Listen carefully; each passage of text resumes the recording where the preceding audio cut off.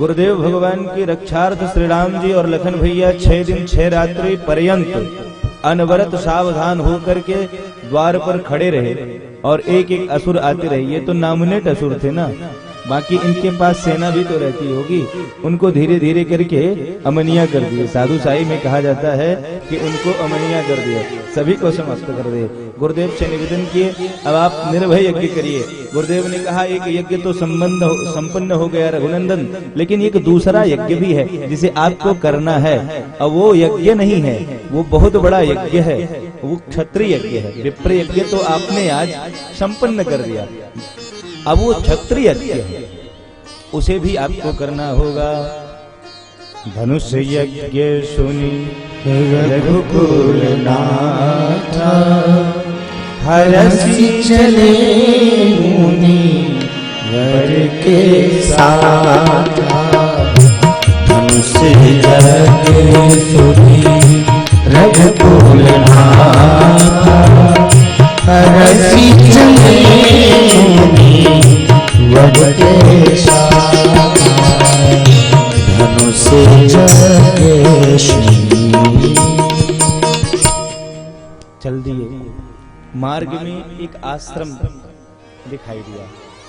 उस आश्रम में कहा एकदम निर्जर था, लेकिन वो था आश्रम। वहां एक शिला दिखाई दी। जब आश्रम वहां पे देखा तो गुरुदेव से रघुनंदन ने याचना किया, गुरुवर ये आश्रम है लेकिन यहाँ पे कुछ है नहीं, अतः आप कृपा करके इसके बारे में बताएं। आश्रम एक दीख मग माही, खग मृग जीव जंतु तारा। है तो आश्रम, लेकिन वहाँ पे ना प्राणी है, ना मनुष्य है, ना जीव है। यहाँ तक कि वहाँ तक चिड़िया तक नहीं है, एक चींटी तक नहीं है। एक ऐसा आश्रम है। हमारे मन में संदेह है, आप इसे दूर करें रघुनंदन। गुरुदेव ये जो मेरा संदेह है इसे आप दूर करें। पूछा शिला प्रभु देखी, सकल कथा मुनि कही बिसेठी। ये कृपा करके आप बतलाइए। गुरुदेव कहते हैं कि हे रघुनंदन ये और कोई नहीं है, गौतम नारी श्राप बस ऊपर धरि धीर। चरण कमल रज चाहती, कृपा करहु कृपा करहु।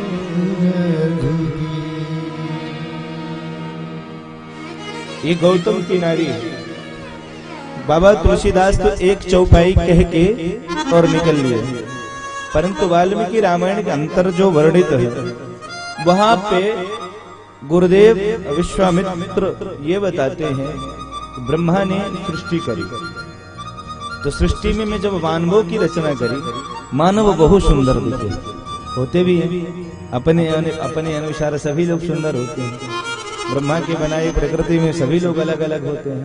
कोई बहुत सुंदर होता है, फिर कहता है हम बहुत सुंदर है, उससे और अगला सुंदर हो जाता है, कहता है यार मैं तो डाउन मार गया, अगला और सुंदर है।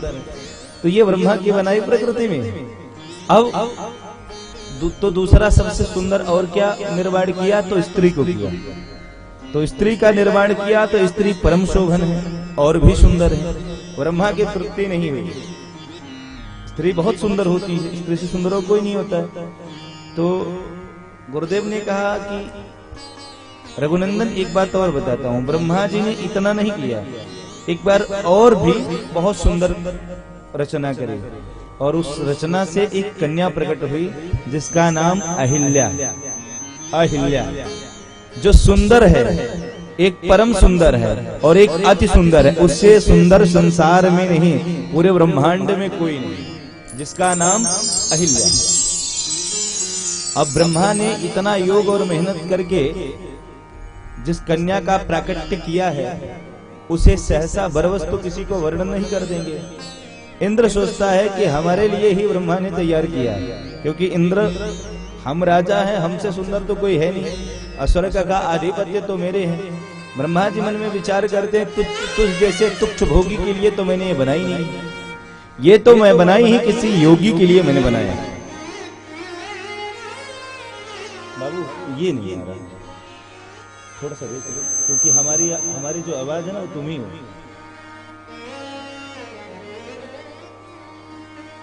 तो जब ब्रह्मा जी ने निर्माण किया है तो वो बहुत सुंदर, जिसका नाम अहिल्या है, परम सुंदरी है। ब्रह्मा जी विचार करते हैं कि किसी भोगी के नहीं किसी योगी को दिया जाए। तो महर्षि गौतम के संरक्षण में अहिल्या को बहुत दिनों तक रखा, कई वर्षों तक रखा, और वो जब करते तब करते इतनी सुंदर स्त्री को देखते हुए भी कभी उनके मन में कोई भाव नहीं आया, कोई कामनाएं जागृत नहीं हुई, कोई चेष्टा ही जागृत नहीं। तो ब्रह्मा जी ने यह निश्चय किया कि इनसे बड़ा श्रेष्ठ पुरुष और कोई हो ही नहीं सकता। यदि कोई सबसे बड़ा योगी है तो मुझे लगता है कि महर्षि गौतम से अच्छा और कोई नहीं। गौतम जी ने वर्ण कर दिया, और गौतम जी को जब वर्ण कर दिया तो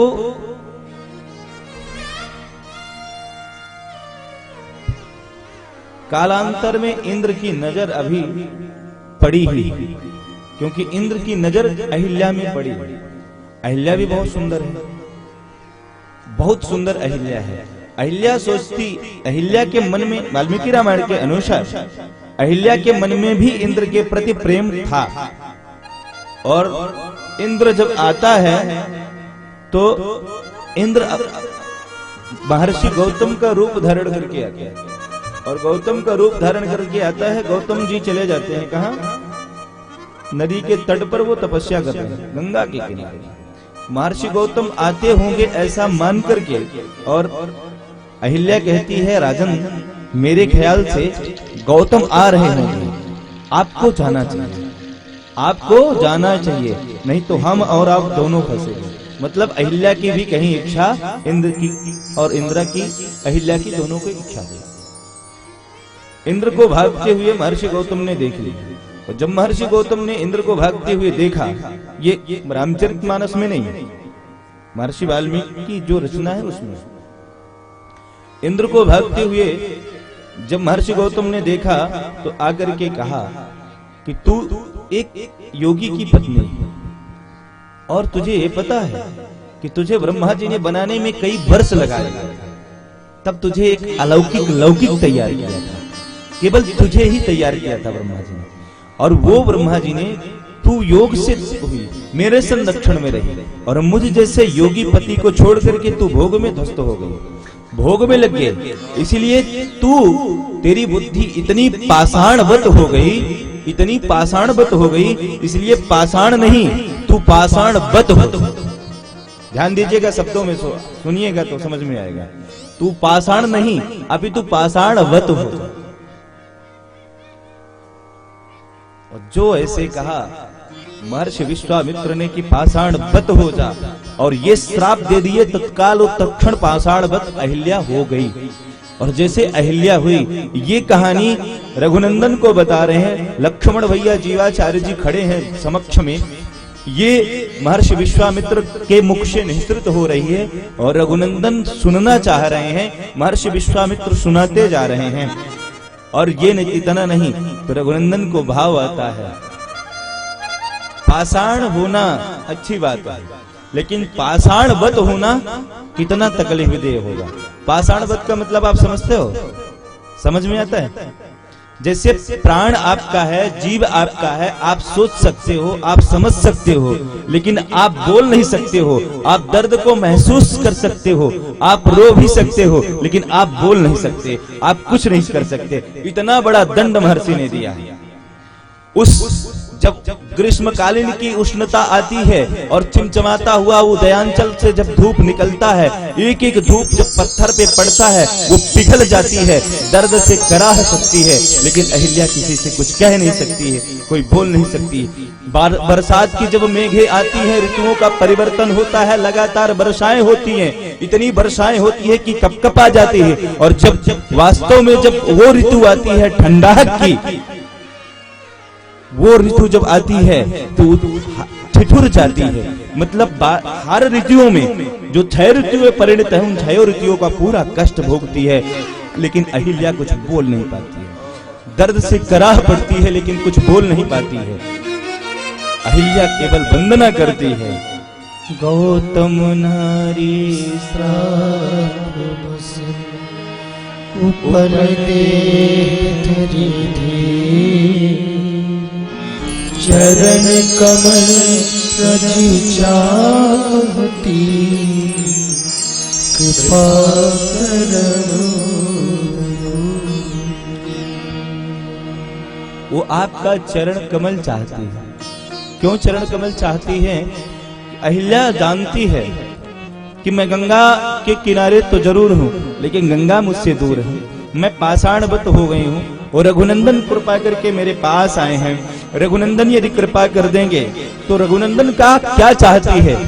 कोई प्रभु का दर्शन चाहता है, भक्त प्रभु का दर्शन चाहता है, कोई प्रभु स्पर्श चाहता है, गोपियां स्पर्श चाहती हैं, प्रहलाद जी दर्शन चाह रहे हैं, ध्रुव जी कामना करके भगवान को श्री हरि को प्रकट करना चाहते हैं, भिलनी दर्शन करना चाहती है, सबरी दर्शन करना चाहती है, हनुमान जी दर्शन करना चाहते हैं, हम भक्त दर्शन करना चाहते हैं। लेकिन अहिल्या क्या चाहती है? तो चरण कमल रज चाहती, कृपा करो। आपका चरण चाहती है, आप चरण दे दो गोविंद। भगवान जानते हैं कि पत्थर होना कितना तकलीफ है।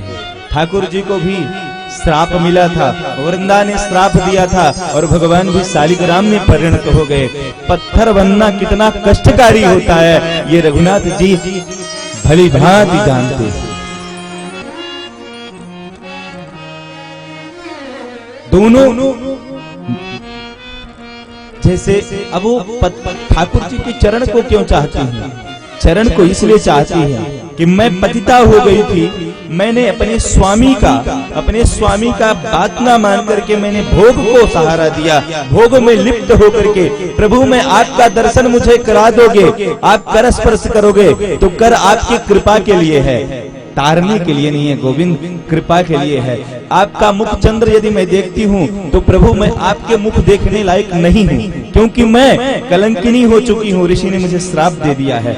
गोविंद यदि मैं आपसे सोचूं कि आप मुझे प्रकट होकर पूर्ण दर्शन कर दें तो मैं आपके सामने मैं अपनी नजरें नहीं मिला सकती हूँ, लेकिन क्या आपका चरण तो इतना है, क्योंकि गंगा जी में मेरे भाइयों कोई भी नहाता है, गंगा जी में पापी जाता है नहाता है तो गंगा मैया मना नहीं करती, गंगा मैया में साधु जाता है नहाता है, गंगा मैया मना नहीं करती, गंगा मैया में महापापी जाता है नहाता है, कोई मना नहीं करती। इसलिए भगवान के आपके श्री चरणों से निःसृत गंगा, जिस गंगा को वामना अवतार में भगवान आपकी कृपा से ब्रह्मांड छेदन किया, ब्रह्मा जी ने कमंडलों में धारा, शिव जी ने शीश पे धारा, और वो कलकल निनादिनी उत्तुंग शिखर पर प्रवाहित मां गंगा हम सबके बीच आकर के दर्शन देती हैं, उसी तरह से सबको तारती हैं। इसलिए वो गंगा देने वाला वो जो चरण जिस गंगा में है, ऐसे मुझे चरण को दे दो, मैं आपसे प्रार्थना।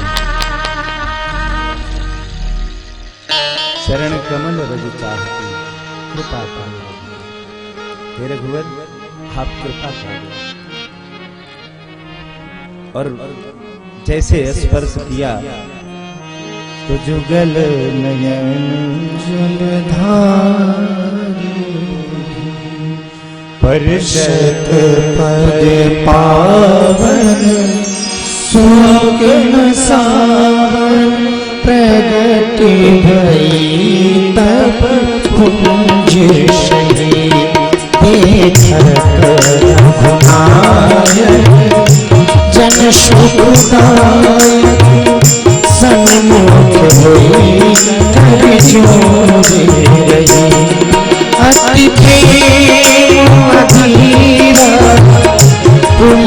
शरीरा मुख नहीं आवई बचने अतिशय भागी चरण लागी जुगल नयन जय भाई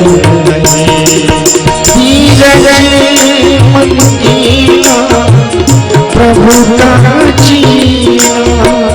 रघुपति कृपा भगति पाई अति निर्मल बानी स्तुति ठाई ज्ञान गम्य जय रघुराई हाँ ज्ञान गम्य जय रघुराई। प्रतीक्षा कर रहे गौतम की नारी राम के प्रसाद के गुरु गौतम खसम भय रावरे हो शतानंद पूत भयो माय।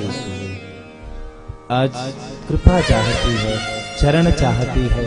और यहाँ पे गोस्वामी तुलसीदास जी ने कहा युगल नयन जलधार। वो युगल नयन कौन थे? वो युगल नयन कौन थे? सबके पास तो दो दो नयन सबके पास है, तो फिर युगल कहने की क्या जरूरत है? दो कहने की क्या आवश्यकता है? मतलब उधर से अहिल्या रो रही है, इधर से राम जी रो रहे हैं और दोनों ने अपने दर्द को समझा है। युगल नयन जलधार निवेदन करती है हरे भरी उनकी आंखों में है कितनी करुणा जाकर सुदामा दुखारी से पूछो जाकर सुदामा दुखारी से पूछो करामात क्या चरणों की रज में करामात क्या चरणों की रज में जाकर के गौतम की नारी से पूछो जाकर के गौतम की नारी से पूछो।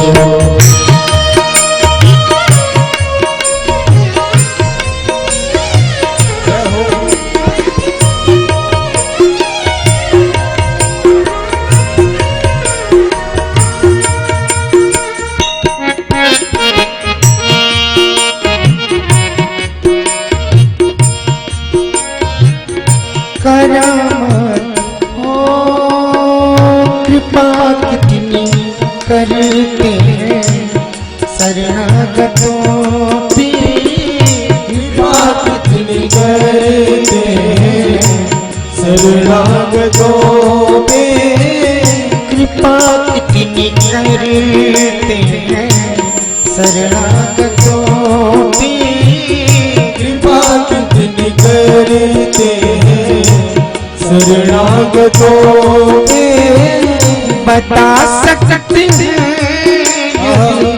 बता सकते हैं यदि मिलेंगे विभीषण पतितों को पार वो कैसी बनाते पतितों को पार वो कैसी बनाते जटायु सर से मानसा हारी से पूछो जटायु सर से मानसा हारी से पूछो करामात क्या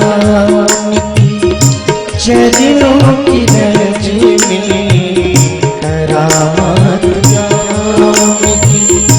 चरणों की रज में जाकर के गौतम की नारी से पूछो जाकर के गौतम की नारी से पूछो।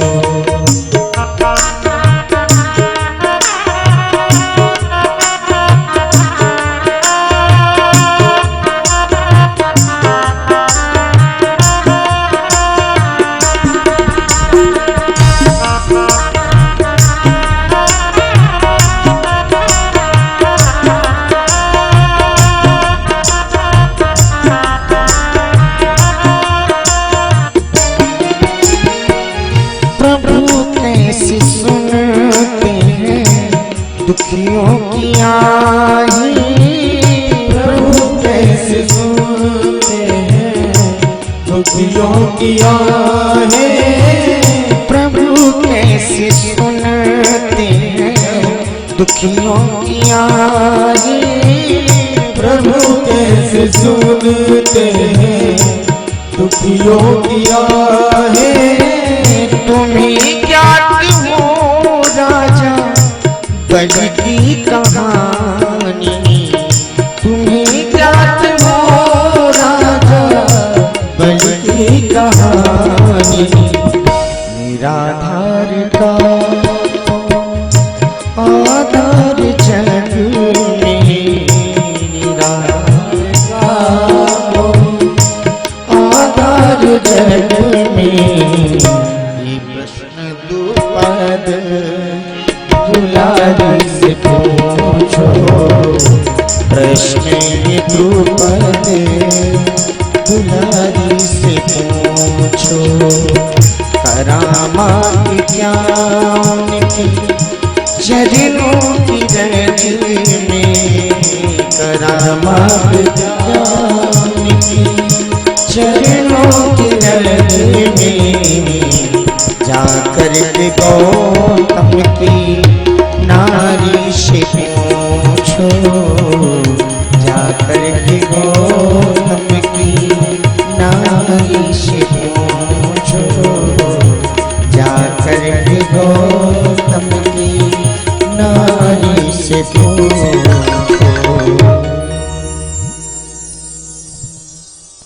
संस्तूय रघुनाथं सा पत्न्या सह गतः पुनः। गौतम जी भी प्रतीक्षा कर रहे। जैसे ही पत्नी मुक्त हुई रघुनाथ को दोनों ने प्रणाम किया है। आज आपने बहुत अच्छा किया। अहिल्या कहती है मुनि श्राप जो दीन्हा अति बल कीन्हा।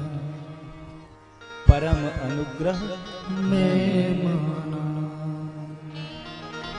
हे मुनि आपने जो श्राप दिया था आज मेरे वरदान में हो गया।